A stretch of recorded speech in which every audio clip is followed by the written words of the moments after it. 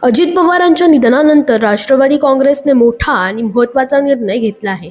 पुण्यातील राष्ट्रवादी काँग्रेसने जिल्हा परिषद आणि पंचायत समिती निवडणुकीचा प्रचार न करण्याचा निर्णय घेतला.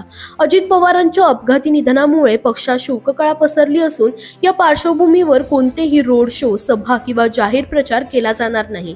मिळालेल्या माहितीनुसार राष्ट्रवादी काँग्रेसचे उमेदवार केवळ घरोघरी जाऊन मतदारांना पत्रके वाटून प्रचार करणार आहेत.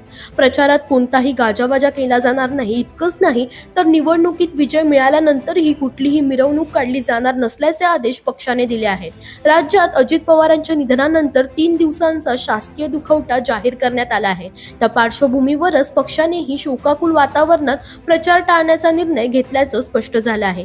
दरम्यान अजित पवारांच्या पक्षात राष्ट्रवादी काँग्रेसचं नेतृत्व कोणाकडे जाणार यावर चर्चा सुरू झाली आहे. पक्षातील काही नेत्यांकडून सुनेत्रा पवार यांच्याकडे पक्षाची धुरा सोपवावी आणि त्यांना उपमुख्यमंत्री करावे अशी मागणी होत असल्याची माहिती आहे. या संदर्भात मुख्यमंत्री देवेंद्र फडणवीस यांना पत्र पाठवण्याची तयारी ही राष्ट्रवादीकडून सुरू असल्याचं सांगितलं जात आहे.